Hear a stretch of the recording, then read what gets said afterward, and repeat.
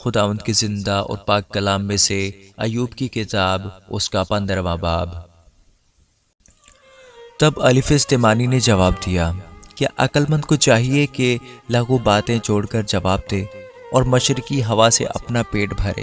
کیا وہ بے فائدہ بکواس سے بحث کرے یا اپنی تقریروں سے جو بے سود ہیں؟ بلکہ تو خوف کو برطرف کر کے خدا کے حضور عبادت کو زائل کرتا ہے، کیونکہ تیرا گناہ تیرے منہ کو سکھاتا ہے اور تو عیاروں کی زبان اختیار کرتا ہے۔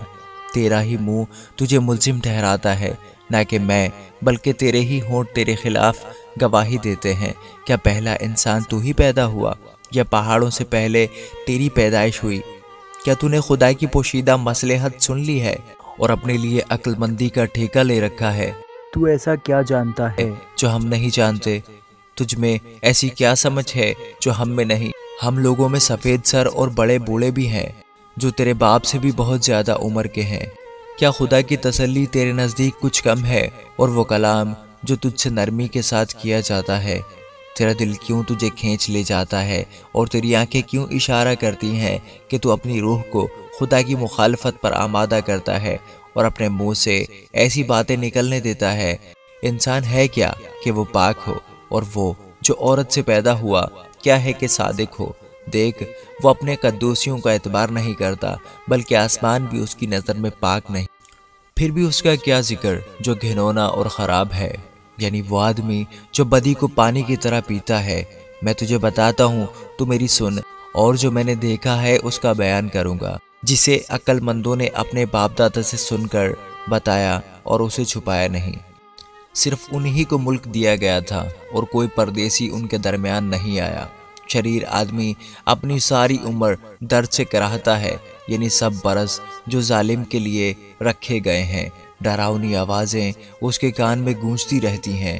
اقبال مندی کے وقت غارت گر اس پر آ پڑے گا، اسے یقین نہیں کہ وہ اندھیرے سے باہر نکلے گا اور تلوار اس کی منتظر ہے۔ وہ روٹی کے لیے مارا مارا پھرتا ہے کہ کہاں ملے گی۔ وہ جانتا ہے کہ اندھیرے کا دن پاس ہی ہے۔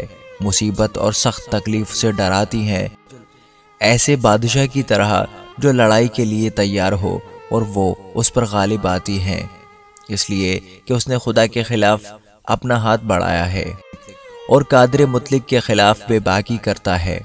وہ اپنی ڈھالوں کی موٹی موٹی گل میخوں کے ساتھ گردن کش ہو کر اس پر لپکتا ہے، اس لیے کہ اس کے منہ پر موٹاپا چھا گیا ہے۔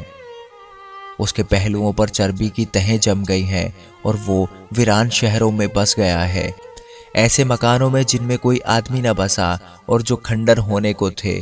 وہ دولت مند نہ ہوگا، اس کا مال بنا نہ رہے گا، ایسوں کی پیداوار زمین کی طرف نہ جھکے گی، وہ اندھیرے سے کبھی نہ نکلے گا۔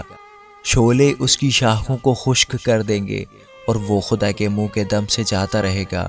وہ اپنے آپ کو دھوکہ دے کر بطالت کا بھروسہ نہ کرے، کیونکہ بطالت ہی اس کا اجر ٹھہرے گی۔ یہ اس کے وقت سے پہلے پورا ہو جائے گا اور اس کی شاخ ہری نہ رہے گی۔ تاک کی طرح اس کے انگور کچے ہی جھڑ جائیں گے اور زیتون کی طرح اس کے پھول گر جائیں گے، کیونکہ بے خدا لوگوں کی جماعت بے پھل رہے گی اور رشوت کے ڈیروں کو آگ بھسم کر دے گی۔ وہ شرارت سے باردار ہوتے ہیں اور بدی پیدا ہوتی ہے، اور ان کا پیٹ دغا کو تیار کرتا ہے۔ آمین۔